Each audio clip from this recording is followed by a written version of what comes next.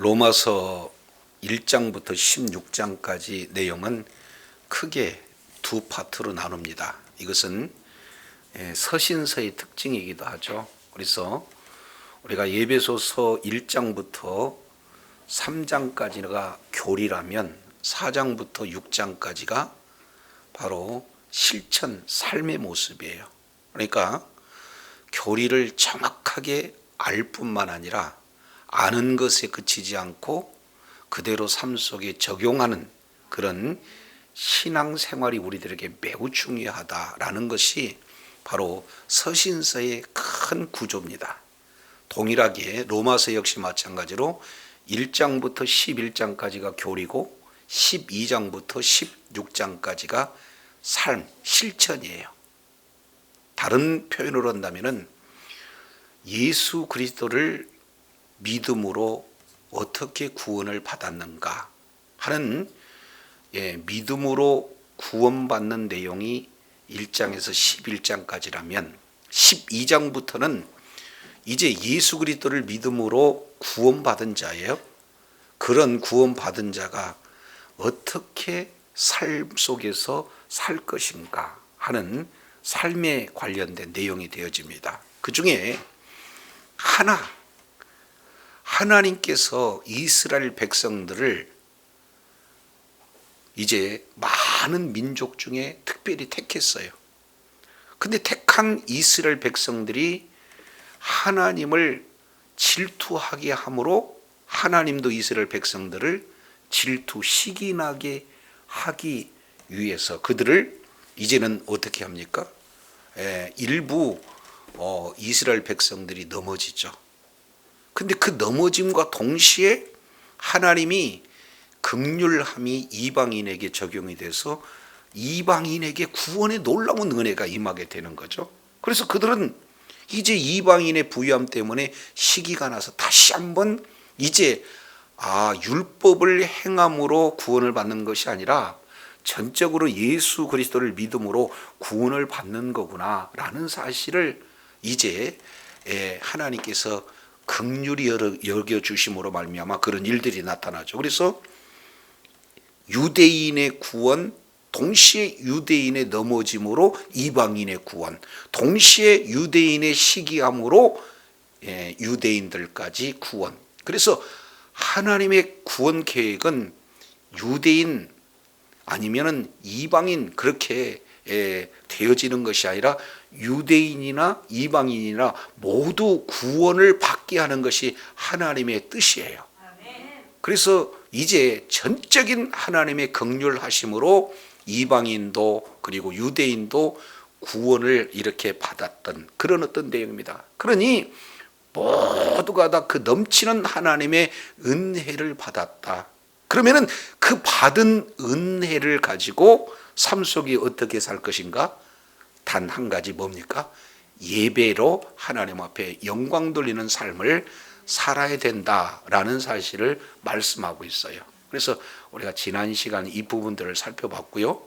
자, 그러면은 예배를 어디서 어떻게 드릴 것인가 하는 내용을 살펴봤는데 첫 번째 내용을 보니까 그 예배의 삶은 교회 공동체 안에서의 예배를 말씀하고 있는 것이 로마서 12장 이제 3절부터 8절까지 오늘 본문에 소개되고 있습니다.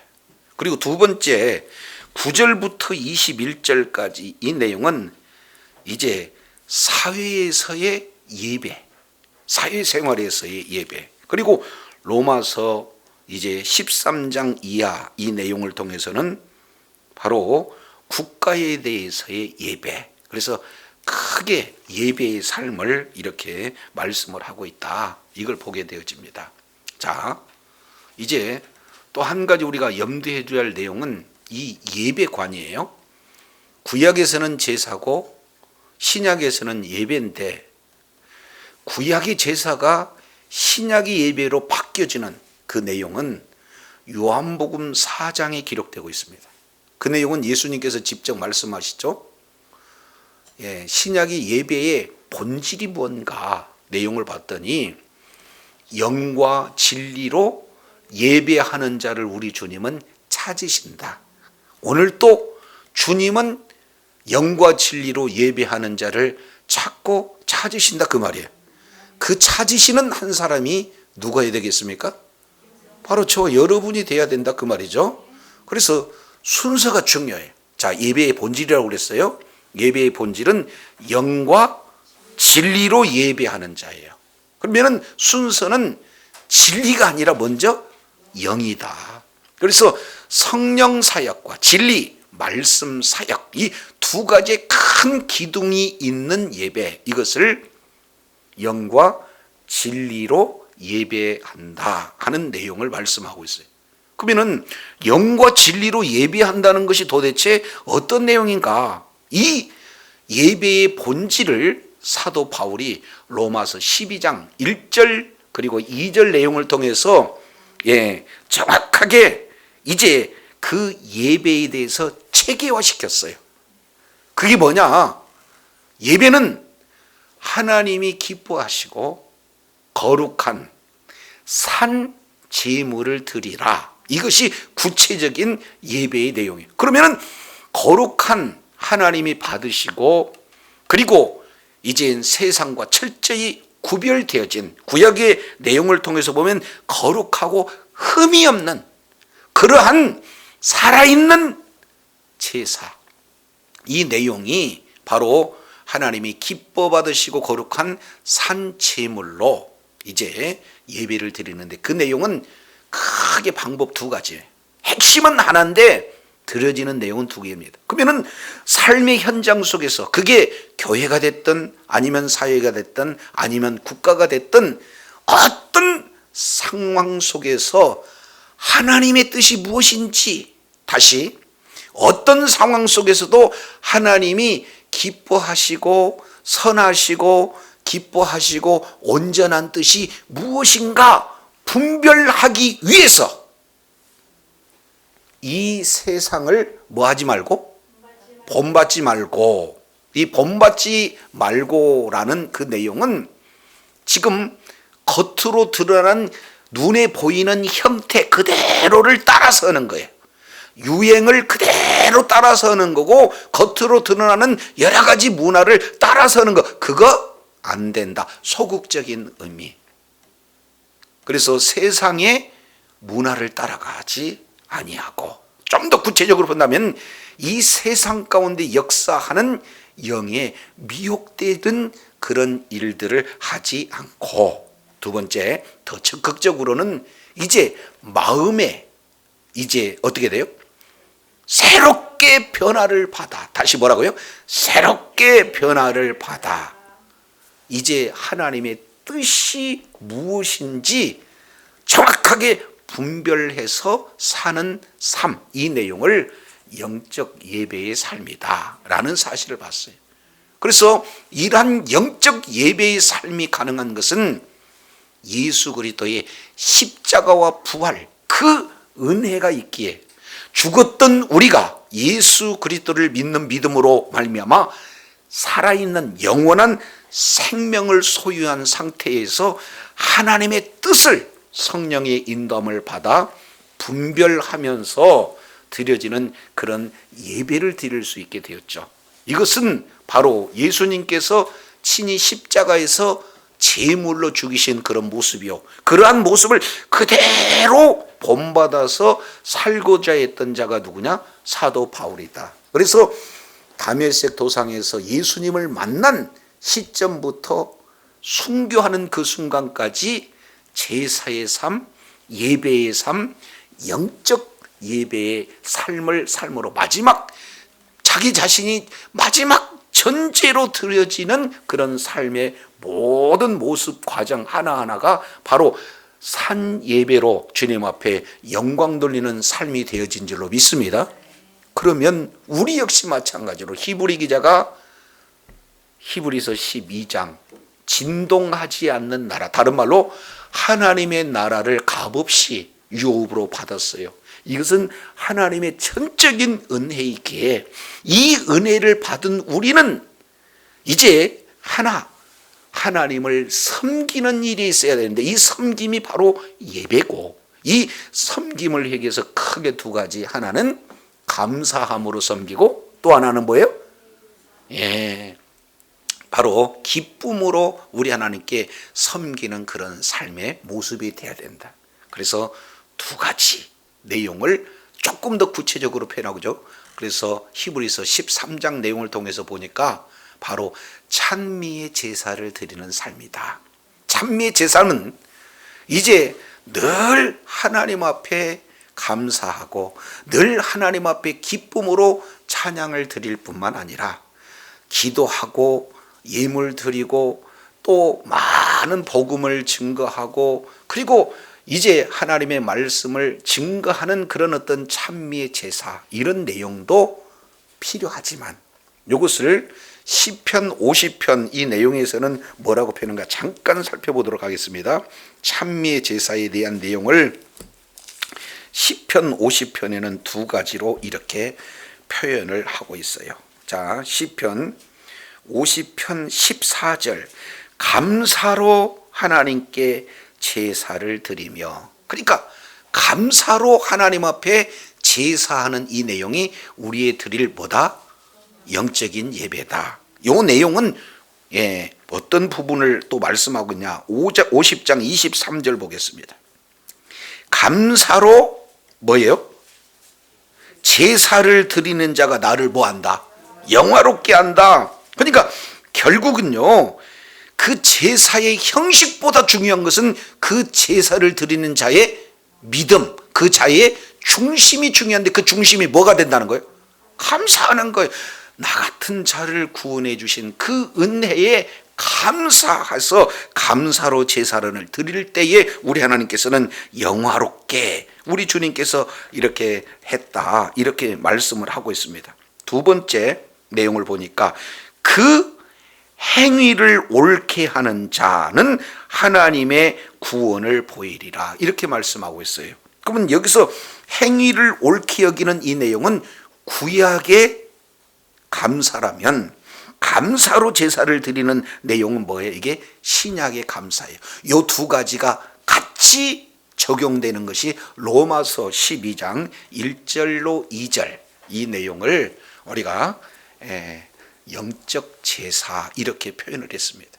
자, 그래서 히브리서 13장에 찬미로 제사하는 것과 동시에 행위로 제사하는 이런 어떤 내용은 구약과 신약 전체의 내용이고 이것을 영적 예배고, 사도 바울이 그렇게 살았고 실제 본질은 예수님께서 그런 삶을 살았기에 저와 여러분이 이제 하나님의 구원의 은혜를 풍성히 받은 저와 여러분은 날마다의 삶의 여정 속에서 예배의 승리자가 되어 하나님 앞에 존귀하게 쓰임받는 복된 자리에 있어야 될 줄로 믿습니다. 그런데 그러한 예배가 이제 교회에서 어떻게 적용이 되어질 것인가 하는 내용을 오늘 12장 3절부터 말씀을 하고 있어요. 자, 이제 12장 3절 내용을 보니까 내게 주신 은혜로 말미암아 너희 각 사람에게 뭐한다? 말하노니. 12장 1절에도 내가 자비하심으로, 하나님의 모든 자비하심으로 너희에게 권한다 라고 했던 사도 바울이 이제 동일하게 내게 주신 은혜로 너희 중에 각 사람에게 말한다 해서 너희는 1차적으로는 로마 교회를 말씀하고 있고, 그리고 온 교회 공동체 성도들에게 지금 말씀하고 있는 내용이에요. 그러면은 내게 주신 은혜가 뭘까? 이 내용을 살펴보면은 로마서 1장 잠깐 보죠. 로마서 1장 5절 내용을 통해서 보면 내게 주신 은혜를 조금 더 구체적으로 말씀하고 있습니다.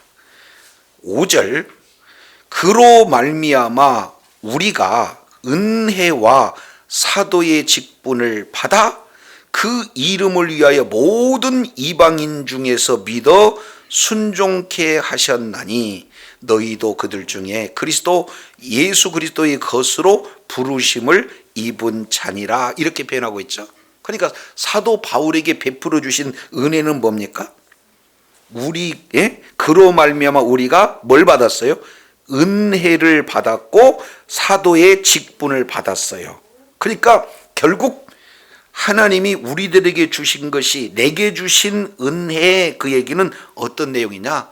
사도 직분. 조금 더 구체적으로 표현한다면은 이방인의 바로 사도다라는 그 직분을 사도 바울은 하나님께서 내게 은혜로 주셨다 이렇게 표현하고 있어요. 자, 이 은혜로 주신 내용이 어디였습니까? 사도행전 9장 내용을 보면은 사도 바울이 다메섹 도상에서 예수님, 부활의 주님을 만나잖아요. 그때 빛으로 만나고 음성으로 만났어요. 그래서 눈이 멀잖아요.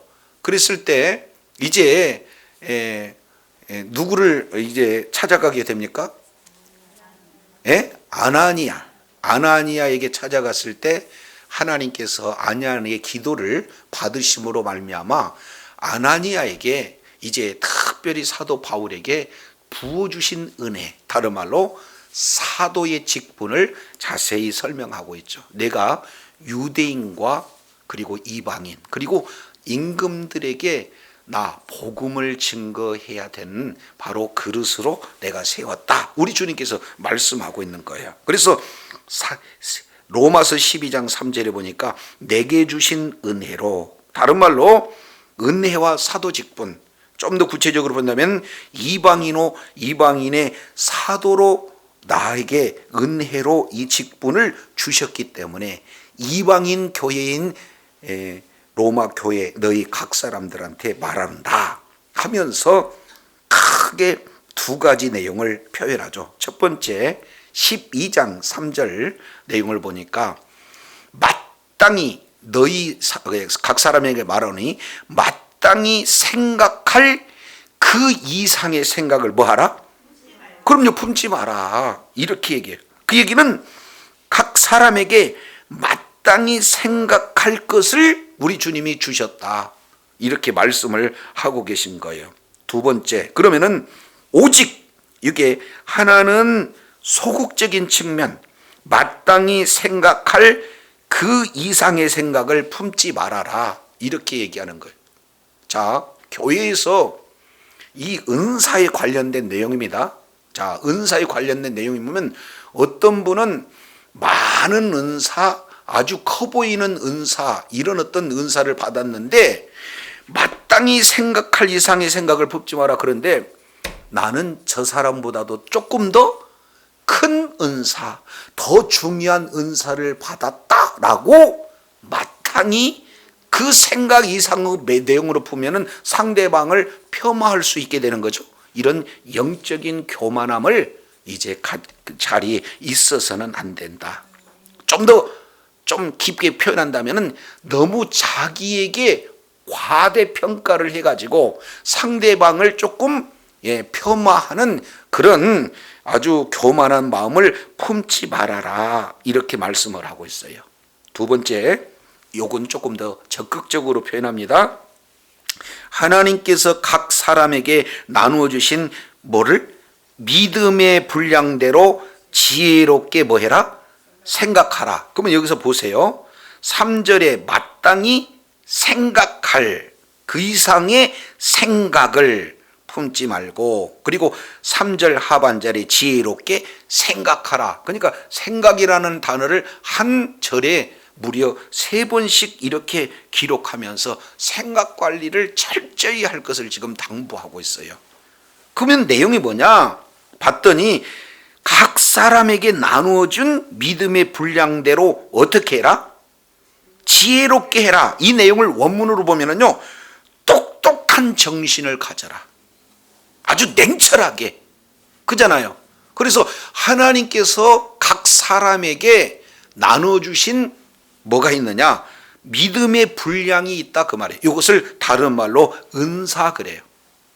그러니까 어떤 분한테는 A라는 은사, 어떤 분한테는 B라는 은사. 그래서 모든 예수 그리스도를 믿는 믿음을 가진 자들에게는 각각 모든 사람에게 뭘 주어졌어요? 은사가 주어졌어요. 근데 그 은사를 이렇게 받은 모든 사람들에게는 두 가지 나타나는 잘못된 현상이 있다는 거죠. 첫 번째, 나를 너무나 과대평가해가지고 상대방을 뭐하고? 무시할 수가 있고, 두 번째는요, 나는 나보다 좀 덜한 것 같은데 상대방이 나보다 더 큰 은사, 귀한 은사라고 받았다고 생각한다면 내 마음 가운데 슬며시 시기가 나오고 질투가 나와요. 이 내용은 고린도 교회에 아주 잘 이렇게 표현되고 있는 것을 볼 수가 있어요. 그래서 하나님께서 주신 그 은사에 대한 내용을 생각해서 정말로 분수를 알아야 된다. 하나님이 베풀어 주신 그 은사를 아주 이제 어떻게 하느냐, 냉철하고 똑똑한 정신으로 분별해라 라고 내가, 사도인 내가 형제 너희들에게 권면하고 있다. 성령님께서 옆에 곁에 서서 위로하고 권면한 것과 똑같은 방법으로 나는 너희에게 권면하고 있다라는 사실을 말씀을 하고 있어요. 왜냐하면 4절, 왜냐하면, 자, 여기서 이제 크게 세 가지 내용을 우리가 살펴볼 수가 있어요. 왜냐하면 12장 4절, 우리가 한 몸에 많은 뭘 가졌다? 지체, 많은 지체를 가졌다. 자, 그래서 모든 지체가 다 같은 뭐를 가진 거 아니다? 기능을 가진 것이 아니다. 이와 같이 우리 많은 사람이 그리스도 안에서 뭐가 됐어요? 한 몸이 돼서 서로 뭐가 됐다? 자, 여기서 중요한 것은 서로 지체가 되었다는 거예요. 그러면은 한 몸 안에 서로 뭐가 됐다? 지체가 됐다. 근데 그 지체는 서로 무슨 기능?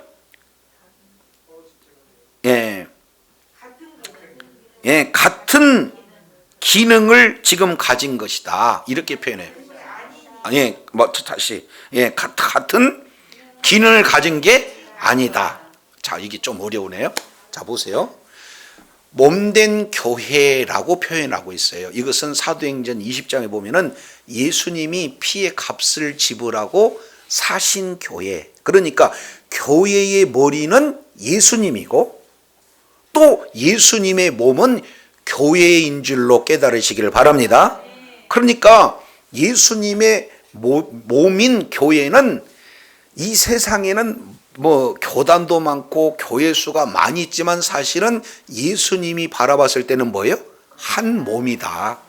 그리고 우리 교회를 보게 되지만은 교회 안에 각각 지체들이 여럿 있는 것이 어떤 내용이냐면 우리 몸을 통해서 보면은 교회를 알 수가 있다. 이렇게 표현해요. 자, 그러면 저를 보면은 머리가 있죠? 그리고 또다시 뭐가 있습니까? 몸이 있어요. 그러면은 머리와 몸은 분리되는 게 아니라 이제 모든 몸은 어디에 의해서 이게 손발이 움직입니까? 머리에 의해서 움직여요. 그러니까 교회는 예수님 따로 교회 따로가 아니라 예수님의 말씀에 절대 순종하는 곳이 바로 교회다, 그 말이죠. 자, 머리가 이렇게 얘기해요. 앞으로 나란히 그랬는데 옆으로 펴졌다. 그럼 어떻게 돼요? 돌봐줘야 돼. 이거 심각한 내용이에요. 그러니까 머리가 앞으로 나란히 가면 손을 앞으로 해야 되고 또 앉아 그러면 앉아야 되는데 앉으럴 때 쓰든지 앞으로 나란히 있는데 옆으로 이거 한다든지 이것은 머리와 몸이 따로 분리되어 있는 그런 어떤 상태다. 이런 내용들을 보게 됩니다. 자, 그러면 자 이제 몸은 하나인데 가만히 따지고 보니까 몸에는 이제 뭐가 있느냐면은 각각 지체가 있어요, 없어요? 그러니까 지체 봤더니 손이 있고요.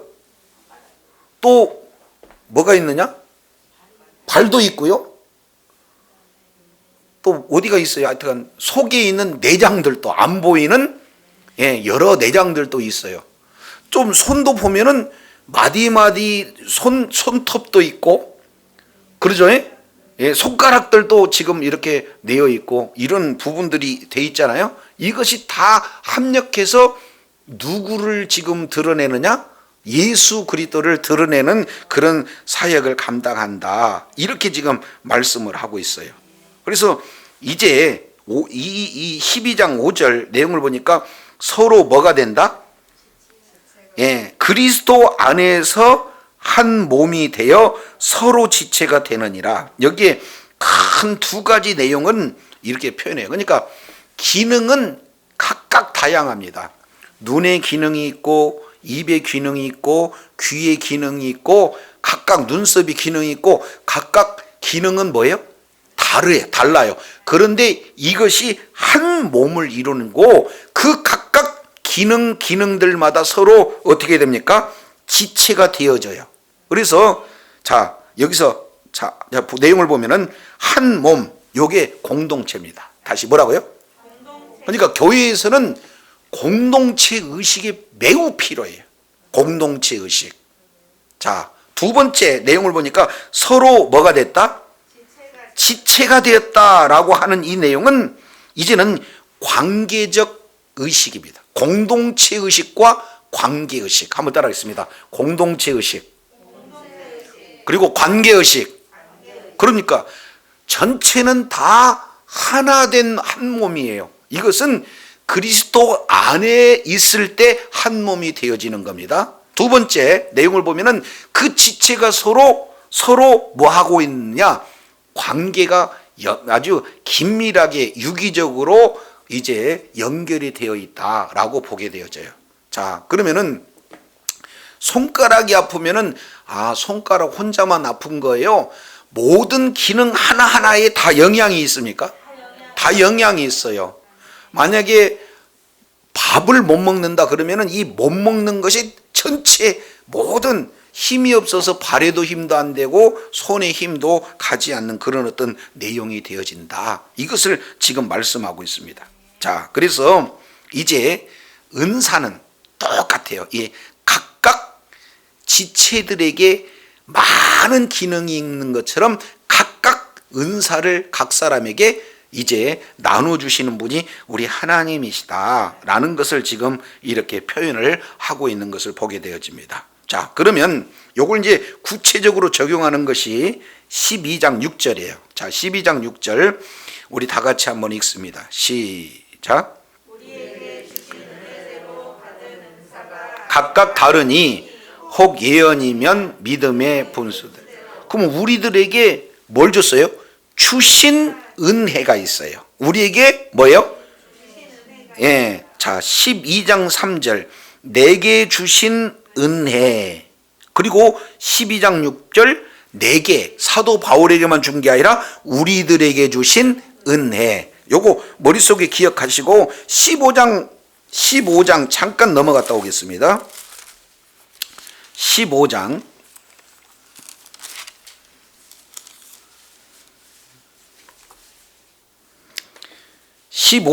15절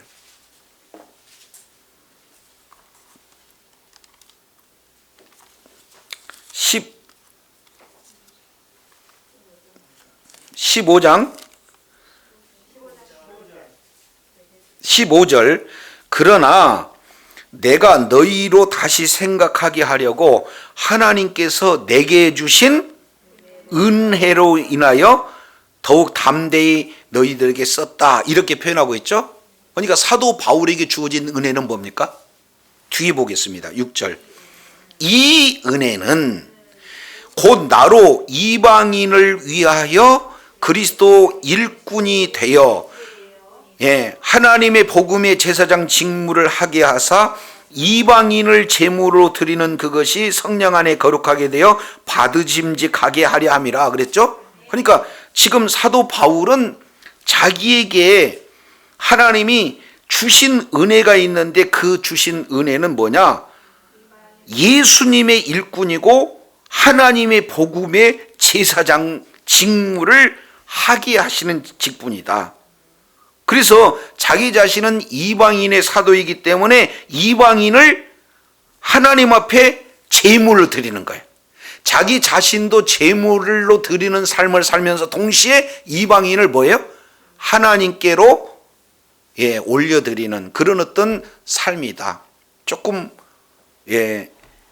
구체적으로 표현한다면은 전도자의 삶을 샀는데 대상은 누구다? 이방인을 대상으로 진행을 하고 있었다. 그러니까 사도 바울은 이 정체성을 잃지 않아요. 한번 따라합니다. 나는 예수의 일꾼이다. 나는 하나님의 복음의 제사장이다. 그러니까 자기 자신을 제물로 드리는 삶을 살면서 동시에 이방인을 제물로 하나님 앞에 드리는 삶. 이게 바로 사도 바울이 하나님께로부터 받은 바로 그런 사도의 직무, 이 내용을 지금 말씀을 하고 있는 것을 보게 되어져요. 자, 그러면 뒤에 보겠습니다. 그러므로 그리스도 예수 안에서 하나님의 일에 대해 자랑하는 것이 있거니와, 왜냐하면 그리스도께서 이방인들을 순종하게 하려고 나로 말미암아 1번 뭐예요? 역사하심과 그 다음에 15장 18절. 자, 15장 18절 내용을 보니까 뭐라고 그랬어요? 자, 이방인들을 순종하게 하기 위해서 나를 통하여서 역사하신 것 외에는 내가 감히 말하지 아니하노라. 그 역사하신 것은 뭐냐? 1번 말과 행위로 표적과 기사의 능력으로, 성령의 능력으로 뭐 했어요? 이루어졌어요. 그러니까 이방인을 주님의 품으로 어떻게든지 거룩한 제물로 하나님이 받으시기 위해서 말도 행위도 그에 따른 표적과 기사의 능력도, 그리고 성령의 능력도 어떻게 해요? 예루살렘에부터 모든 곳까지 편만하게 드러나게 하셨다라는 사실을 지금 말씀하고 있어요. 그러니까 저도 여러분도 하나님께서 저와 여러분을 부르셨어요. 그리고 부르신 그 내용 가운데는 저와 여러분에게 각각 은사를 줘서 하나님의 뜻을 이루시기를 위해서 부어주시는 은사가 있는데, 그 은사가 때로는 말로, 때로는 일로, 표적과 기사로 성령의 능력과 성령의 나타남이 있게 함으로 영혼을 주님의 품으로 이끌게 하셨다는 사실을 기억하시기 바랍니다. 사도 바울이 지금 이 고백을 하고 있는 거예요. 아멘을 안 하시는 거 보니까 이해가 안 됐나 봐. 자, 다시 사도 바울은 내게 하나님이 은혜를 주셨듯이 너나 나나 우리 모두에게 하나님은 동일하게 뭘 주셨느냐? 은혜를 주셨다. 근데 그 은혜를, 사도 바울에게 주어진 은혜를 봤더니 사도 바울의 하나님으로부터 받은 은혜는 사도의 직분을 은혜로 받아주셨다, 그 말이죠. 그러니까 뭘 잘해서가 아니라 하나님이 사도 바울에게 거저 사도 직분을 맡겨주신 그 자체가 사도 바울에게는 은혜다, 그 말이죠. 근데 그 사도 중에서도 이방인의 사도가 지금 사도 바울에게 주어지는 은혜인데, 그러면 이방인을 하나님의 품으로 이렇게 인도하기 위해서는 어떻게 되느냐? 내가 하나님의 복음의 제사장이 되니까, 제사장이라는 것은 제물을 하나님 앞에 영광을 올려드려야 되듯이 자기 자신도 하나님 앞에 제물적 삶을 살았지만 이방인을 제물로 하나님 앞에 드림으로 하나님 앞에 영광 돌리는 삶이 되게 하나님께서 은혜를 주신 줄로 믿습니다. 근데 그러려고 보니까 사도 바울에게 뭐가 필요해요? 각각 주어진 은사가 필요해. 그래서 내가 말한 것 같지만 하나님께서 내 말을 써서 기적도 표적도 성령의 나타남도 하심으로 이방인을 주님의 품으로 이끌 수록 믿습니다. 내가 행하는 모든 일에 우리 주님이 기사와 표적과 성령의 나타남으로 이방인을 하나님의 품으로 이끌게 하신다, 그 말이에요. 그런 것처럼 사도 바울에게 주신 이 은혜가 저와 여러분에게 동일하게 주어진 줄로 믿습니다. 그런데 각각 다르다, 그 말이죠. 왜 사도 바울에게는 이렇게 큰 은혜를 줬어요? 라고 시기하거나 아주 그거에 대해서 시험 들어라 들지 말아라, 또 나한테는 이런 은혜를 줬는데 에게 저 사람한테는 저거야 해서 그 사람을 폄하하고 자기 자신을 과대 이제 평가를 해서 교만하지 마라. 그래서 각각 우리는 지체이기 때문에 지체에 합당한 서로가 서로의 지체가 되기 때문에 서로 간의 관계가 되어지는 줄로 믿습니다. 무엇이 중요하고 무엇이 큰 내용이 아니다 그 말이죠. 자, 이 내용을 고린도전서 15장에서는 뭐라고 표현했는가? 자, 이제 고린도전서 12장입니다. 고린도전서 12장. 고린도전서 12장. 이걸 좀 알아야 교회의 은사를 우리가 분별할 수 있고 은사를 사용해서 더 하나님 앞에 영적 예배를 드리게 되는데, 요걸 오해하면은 은사 때문에요 교회가 오히려 이제 큰 문제거리가 되어지는 거죠. 자, 12장 12절 보겠습니다. 12장 12절.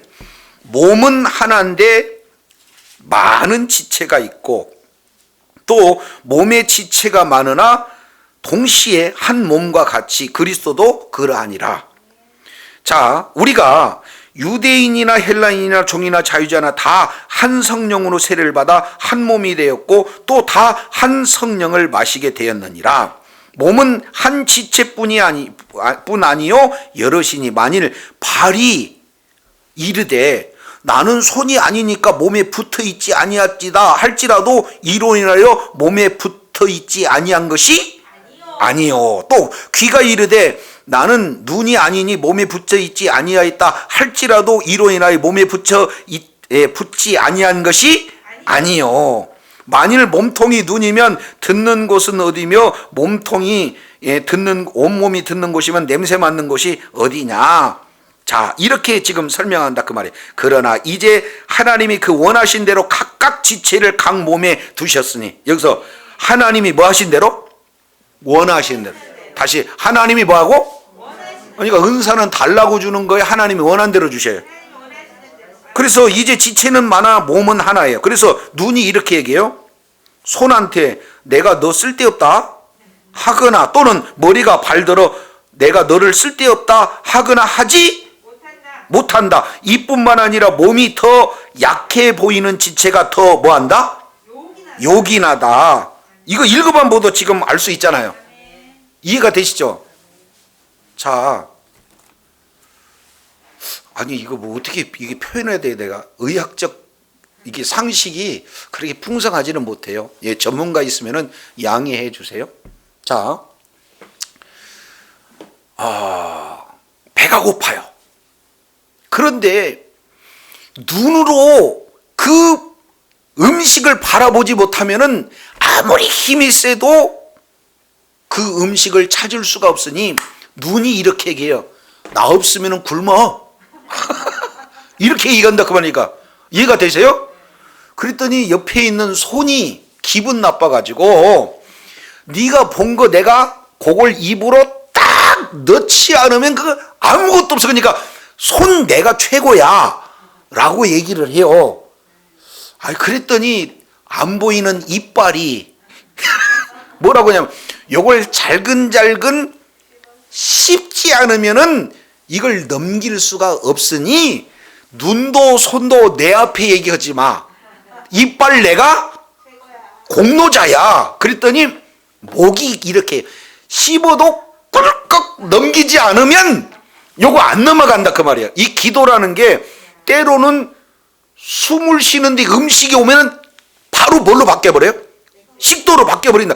그 신비를 우리가 모른다 그 말이야. 그러니까 안 보이지만 이런 내용이 얼마나 귀한지 몰라요. 그랬더니 속에 있는 위가 그거 들어와도 내가 운동해서 적절하게 이게 영양분을 공급하지 않으면은 손에 힘도 없다. 그러니 나 아니고는 안 돼. 각각 이렇게 주장한다면은 되겠어요, 안 되겠어요? 그러니까 위는 위대로, 이빨은 이빨대로, 혀는 혀대로, 또 하여튼간 목구멍은 목구멍대로, 눈, 손, 팔 모든 기능들이 다 하나가 돼서 먹는, 그래서 먹음으로 힘을 내는 일에 합력하게 되는 줄로 믿습니다. 저와 여러분이 각각 은사가 다 있는데 내가 최고가 아니라 모두가 하나가 되어서 몸된 우리가 교회이기 때문에 예수님의 말씀에 절대적 순종해서 주님의 뜻을 이루는데 저희가 모두가 하나가 되는 것이 하나님의 뜻인 줄로 믿습니다. 이루라고 우리를 불렀다 그 말이죠. 그러니까 각각 다 중요하지. 이제 다양성을 우리가 인정을 해야지 뭐가 좋고 뭐가 낫고 그런 어떤 내용이 아니다. 그래서 12장 6절 이렇게 표현합니다. 12장 6절. 자, 우리에게 뭐라고 그랬어요? 예, 우리에게 주신 은혜대로 받은 은사가 각각 다르니 혹 예언이면 뭐예요?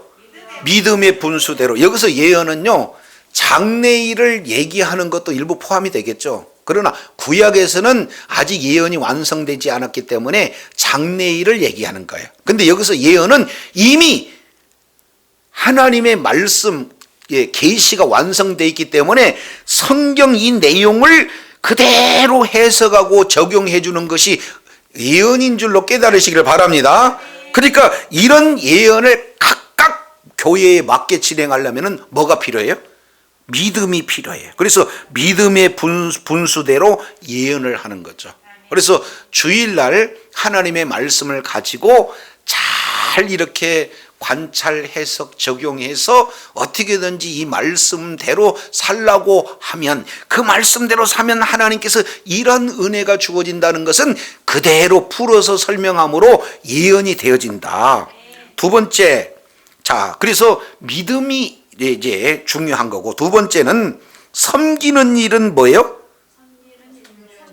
예, 이게 섬기는 일로. 그러면은 이게 어떻게든지 섬김, 이 내용을 우리가 살펴보면은 사도행전 6장 내용을 통해서 보니까 구제하고 섬기기 위해서 이제 이제 집사를 이렇게 선출하는 그런 어떤 장면이 나타나죠. 그래서 섬기는 분은요, 뭔만 생각하냐면 하나님께서 섬기는 그런 은사가 주어졌으니까 뭔만 보여요? 섬기는 일만 보여요. 그런데 섬기는 분이 나도 목사님처럼 말씀을 좀 잘 전하고 싶은데 왜 나는 맨 이렇게 섬기는 것만 하냐, 이런 내용이다 아니다? 그렇게 해서는 된다 안 된다? 안 된다. 말씀을 선포하는데 뭐예요? 그게 합당한 자가 필요하고, 섬기는 자가 또 뭐예요? 필요하고, 또 가르친 자면 뭐예요? 가르치는 자는 가르치는 일로. 이것은 목회자를 얘기하는 거 아닙니다. 성도님들 중에서도 가르치는 그런 은사를 하나님께서 선물로 주신다 그 말이에요. 그렇기 때문에 이런 이 자들은 이제 가르친 일에 상당히 능숙해져요. 자, 그래서 디모데후서 이제 2장 1절 2절 이 내용을 보면은 사도 바울이 디모데에게 뭐라고 표현하냐면, 내가 너에게 가르쳤고, 그리고 너도 역시 마찬가지로 다른 사람에게 가르치는 일을 행하게 해라, 이 말씀을 하고 있는 것을 우리가 살펴봐요. 그래서 이제 가르치는 자는 저기 뭐가 있냐면은 가르치는 그런 은사를 우리 하나님께서 주셔요. 자, 그리고 네 번째 내용을 보면은 뭐한 자? 위로하는 자. 이 위로하는 자는 위로의 대상자들을 다 알아요. 그러니까 가서 목사님이 한마디 말해서 위로받는 것보다도 오로 위로하는 그런 자가 위로하면 더 큰 위로를 받는 경우가 많습니다. 대표적인 케이스가 위로자가 누구였습니까? 바나바. 사도 바울이 하나님을 뜨겁게 만나가지고 그냥 만나자마자 예루살렘에 가서 그 다음 즉시 나가서 복음을 전하니까 주변 사람들이 막 놀래요. 혹시 이제 믿음을 가졌지 않았는가, 이렇게 의심이 되잖아요. 그러니까 사도들이 안 만나주고 성도들이 안 만나줘요. 그런데 이게 바나바가 어떻게 해요? 가서 자기 고향인 다소까지 찾아가가지고는 불러와서 이제 각 사람, 사도 한 사람 한 사람한테 얼마나 성경에 능하고 진짜로 맞다, 이것을 계속해서 가르쳐주고, 나중에 담임 목사였던 바나바가 자기에게 어떻게 해요? 그 자기보다 더 많은 그런 어떤 능력을 가졌다라고 해가지고 바울을 이렇게 세우고, 그래서 사도행전 13장 1절 이하 내용을 통해서 보면은 7명 가르치는 그런 직분을 가진 자가 있었는데, 나중에 선교 여행을 가고 난 다음에는 위치가 바뀌어 버리잖아요. 이런 일을 하는데 전혀 마음에 꺼리낌이 없이 어떻게든지 사람을 권면하고 힘돋고 일하게 해주고, 이게 뭐냐? 권위의 은사, 이런 어떤 내용이에요. 이건 각 교회에 이런 분들이 있으면 사람들이 세워지겠어요? 안 세워지겠어요? 그러니까 꼭 이런 사람이 필요하다, 그 말이죠. 그 다음에 구제하는 사람은 뭐 할로? 예, 구제함으로. 예, 그래서 구제하는 분들은 없어도 주고 있어도 주고 또 다른 사람들한테 받아서도 주고, 그러니까 이분의 관심은 어떻게 해요? 어떻게든지 구제하는 쪽으로 관심이 많다, 그 말이죠. 그리고 다스리는 자는 뭐예요? 부지런함. 이 다스리는 분은 이게 다른 사람보다 일찍 일어나고 또 더 이제 늦게 자고, 그래서 어떻게든지 이 일을 효과적으로 이제 이렇게 사역을 진행하기 위해서 얼마나 솔선수범하고 있는 그런 어떤 자들인지 몰라요. 그러다 보니까 다른 사람보다 더 부지런하죠. 그리고 긍휼을 베푸는 자는 또 뭐예요? 그럼요. 이것도 하라고 하는 게 아니라 기쁨으로 이렇게 진행을 하고 있는 것을 보게 됩니다. 그래서 모두가 다 교회 안에서 이런 직분들이 다 필요한 그런 어떤 내용들이 되어지죠. 자, 그러면은 이제 오늘 드렸던 예배 공동체 가운데 한번 생각해 보세요. 그러니까 예배 그러면 대부분 사람들은 목사님이 말씀을 전하는 거, 그리고 우리는 그 말씀을 듣는 걸로 착각하고 있는데 그렇지 않습니다. 그러면은 오실 때부터 문 열면은 어서 오세요, 아주 환한 얼굴로 영접하고, 이제 그잖아요. 또 이제 코로나 시국이니까 요것도 막 대신 이렇게 써주고 열 체크도 해주고, 자, 들어왔더니 주보를 통해서 이렇게 안내해 준 분도 계시고, 그리고 예배 가운데 이제 먼저 찬송 인도자가 있고 반주하는 자가 있고 기타로 이렇게 진행하는 자가 있고, 그잖아요. 그리고 또 기도하는 그런 중보기도팀, 이걸 끝나는 게 아니잖아요. 주방에서 헌신하고 봉사하고, 그 이후에 예배 이후에 가갖고는 전도팀으로 모이고, 이런 전체가 각각 전도가 다 중요하다, 말씀 전하는 게 중요하다, 열 체크가 중요하다, 뭐니 해도 식당이 중요하다. 각각 이제 은사들이 중요한데 다 중요해요. 다시 뭐라고요? 다 중요해. 그러니까 은사를 잘못 이해하면은 내가 가진 것이 최고라고 해서 상대방을 업신여긴다든지, 두 번째, 나한테 주어진 그 은사를 잘 개발해 가지고 더 하나님께 영광 돌릴 수 있는 기회가 있는데 이걸 무시하고, 왜 나는 가르치는 은사 안 줬어요? 나는 왜 권위하는 은사를 안 줬어요? 라고 원망하고 불평할 수 있는 잘못된 그런 일들 가운데 겨울 수가 있다, 이렇게 보게 되어져요. 그래서 오늘 내게 주신 은혜로, 다시 시작. 우리에게 주신 은혜대로, 시작. 사도 바울에게 주신 그 은혜에 사도 바울은 크게 두 가지, 나 같은 것을 이제 괴수, 뭐의 괴수라고 그랬어요? 죄인 중에 괴수였던 나, 이런 은혜를 내가 조금 더 받을 수 있는 자격도 안 갖춘 나에게 내가 무엇이 간데 이제 사도로서 나에게 베풀어 주신 그런 은혜를 주셨습니까? 그래서 자기에게 주어지신 그 은혜의 감사함으로 기쁨으로 주의 사명 감당하게 될 줄로 믿습니다. 근데 이 사명을 감당하는데 가만히 있어도 매가 날라와요. 배고픔이 있어요. 죽음이 찾아옵니다. 굉장히 그 어려운 환경 속에 나타나요. 그런 환경 속에서도 이제 어떻게든지 내게 주신 이 은혜로 어떻게든지 주의 몸된 교회를 한번 섬겨볼까 하는 것이 사도 바울의 마음이다, 그 말이에요. 자, 이제 몇 군데만 보고 마칠게요. 자, 고린도 고린도 후서 내용을 통해서 봅니다. 고린도 후서 6장이에요. 6장.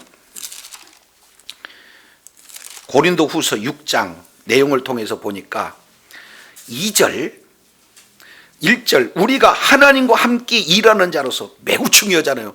하나님은요, 누구와 함께 일하시기를 지금 원하셔요. 그 함께 하기를 원하는 자가 누가 돼야 되겠어요? 그러면 저 여러분이 돼야 된다 그 말이죠. 그래서 너희에게 권하느니 하나님의 은혜를 헛되이 받지 말자. 내가 은혜 베풀 때 너를 듣고 구원의 날 너를 도왔다 하였으니 보라 지금 은혜 받을 만한 때요 지금 구원의 날이로다. 우리가 이 직책을 비방 회방받지 않게 하려고 무엇이든지 아무에게도 끄리치지 않고 오직 모든 일에 하나님의 일꾼으로 내가 자천했다. 그래서 많이 견디고 그리고 환난과 궁핍과 곤란과 매맞음과 갇힘과 요란한 것과 수고함과 자지 못함과 먹지 못함과 깨끗함과 그리고 지식과 오래 참과 자비함과 성령의 감화와 거짓 없는 사랑과 진리의 말씀과 하나님의 능력 안에 있어 의의 병기를 좌우하고 이렇게 표현하고 있죠. 그러니까 어려운 일들이 있었어요, 없었어요? 많았어요. 이런 은혜를 주시고 이 은혜를 감당하기 위해서 얼마나 큰 일에 어려움들이 따랐는가 이 내용을 보게 됩니다. 자, 그래서 고린도 후서 11장 조금 더 뒤에 넘겨보겠습니다. 23절 보세요. 23절. 저희가 그리스도 일꾼이냐 정신없는 말을 하거니와 나도 더욱 그러하도다. 내가 수고를 넘치도록 하고 옥에 갇히기도 더 많이 하고 매도 수없이 맞고 여러 번 죽을 뻔하였고 유대인들에게 40의 감한매를 5번이나 맞았고 3번 태장을 맞고 1번 돌에 맞고 3번 파선하였는데 일주일여를 기쁨에 지냈으며 여러 번 여행을 강의 위협 강도 위험 이렇게 해서 어마어마하게 한 일들이 있는데 날마다 28절 보세요. 이 일은 고사하고 오히려 날마다 내 속에 눌리는 일이 있으니 곧 모든 교회를 위하여 뭐한다? 자기 자신의 염려보다는 교회에 대한 염려뿐이 없어요. 이런 고난 속에서 이것은 하나님께서 나에게 은혜를 주셨고 함께 이제 일하시기를 원하시는 그 하나님의 은혜가 감사해서 이런 고난 고통 속에서도 은혜를 헛되이 받지 않고 주의 사명을 감당하고자 이렇게 몸부림쳤던 자가 바로 사도 바울이에요. 이제 한 군데 보고 마치겠습니다. 고린도 전서 15장입니다. 고린도 전서 15장. 고린도 전서 15장. 이렇게 표현해요. 자, 주님께서 주신 은혜가 뭐냐? 그게 15장 1절 형제들아 내가 너희에게 전한 복음을 너희도 알게 하노니 이렇게 표현하고 있어요. 이는 너희가 받은 것이요 또한 그 가운데 선 것이라. 너희가 만일 나의 전한 그 말을 굳게 믿고 헛되이 지키지 않으면 이로 말미암아 구원을 얻으리라. 이렇게 말씀하고 있어요. 그러면 은혜가 뭐냐? 자, 15장 3절 4절 내용을 보니까 자, 중반절에 성경대로 보입니까? 4절에 성경대로 보입니까? 그 사이에 성경대로 죽으시고 성경대로 살아나사 성경대로 죽으시고 성경대로 살아나신 분이 바로 예수님인 줄로 믿습니다. 십자가와 부활이에요. 이것이 복음의 핵심이요 정수다 그 말이죠. 그런데 우리 주님께서 죽으실 뿐만 아니라 다시 살아나셔서 많은 자들에게 보였어요. 5절 게바에게 보냈습니다. 12 제자에게 보였습니다. 500 형제에게 보였습니다. 7절에 야고보에 보이고 모든 사도에게 보였습니다. 8절 맨 나중에 만삭되지 못한 나 같은 내게도 보였습니다. 그래서 9절 나는 사도 중에 지극히 작은 자입니다. 내가 하나님의 교회를 핍박하였는데도 불구하고 사도라는 칭함을 받게 감당치 못할 자입니다. 자, 10절 우리 다 같이 시작. 그러나 나의 나된 것은 하나님의 은혜로 된 것이니 내게 주신 그 은혜가 헛되지 아니하여 내가 모든 사도보다 더 많이 수고하였으나 내가 아니요 오직 나와 함께 하신 하나님의 은혜로라. 그러므로 내나 저희나 이같이 전파하며 너희도 이같이 믿었느니라. 할렐루야. 하나님이 주신 그 은혜가 너무나 소중하고 감사해서 다른 사람보다도 다 수고하고 더 열심을 했는데 그 수고하고 열심 그조차도 하나님의 은혜라고 고백하고 있어요. 저와 여러분 놓쳐서는 안 된 오늘 로마서 12장 지금 3절로 8절까지 내용을 통해서 내게 주신 은혜, 우리에게 주신 은혜, 이 내용은 사도 바울에게만 주어진 것이 아니라 저와 여러분 각각 주어진 줄로 믿습니다. 그러면 내게 주어진 이 내용이 크고 작고가 아니라 반드시 각 사람에게 주어지는 탁월한 그 선물, 탁월한 은사가 있기 때문에 이 은사를 사도 바울처럼 나 같은 것이 무엇이간데 하나님께서 이런 베풀어 주신 은혜가 있느냐. 그래서 그 은혜 주심에 감사하고 기쁨으로 그 주어진 직분을 감당하는 저와 여러분이 되어야 될 줄로 믿습니다. 열심으로 손해가 나고 핍박이 오고 여러 가지 어려움 속에서도 그 은혜를 감당하려고 애썼던 사도 바울의 모습처럼 이렇게 열심히 하는 것도 사실은 내가 아니라 하나님이 주신 은혜뿐입니다. 그래서 처음도 은혜요, 과정도 은혜요, 마지막도 은혜라고 고백했던 사도 바울처럼 저와 여러분에게 주신 은혜 잘 귀한 것으로 소중하게 여기고 주신 사명 잘 감당하여 이 땅에서도 하나님이 내가 너와 함께 하고 싶다, 그 자리에 있음으로 말미암아 이미 임한 하나님의 나라를 함께 누리며 하나님 앞에 존귀하게 쓰임받는 주의 사랑하는 자녀들이 다 되시기를 예수 이름으로 축원합니다. 기도하겠습니다.